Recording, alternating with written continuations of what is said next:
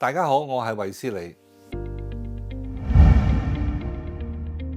喺保險理賠行業做咗36年，處理超過5000幾宗同財物損失以及人命傷亡嘅索賠個案，當中有1000幾單係同單位漏水同埋水浸有關嘅案件。喺上年，我有一個移咗民嘅客戶，佢空置嘅單位突然之間爆咗一條鹹水喉，好不幸啲水仲湧入埋 lift 槽，導致管理處要向佢追償60幾萬嘅升降機維修費用。以我哋同保險公司處理財物損失訴訟嘅經驗，類似嘅案件其實律師費會高過實際損失嘅價值。最終我幫客戶爭取到一個較低嘅賠案，以17萬嘅代價去完成呢一個索償，足足幫佢慳咗40幾萬。我嘅客戶仲唔需要再俾專業費用去請大律師、工程師去俾意見。我認為咁樣做會係一個 win-win 嘅情況。喺另外一宗工傷個案，物流公司嘅僱主忘記咗同新入職嘅搬運工買勞工保險，好不幸呢個員工喺工作嘅時間扭傷腰骨。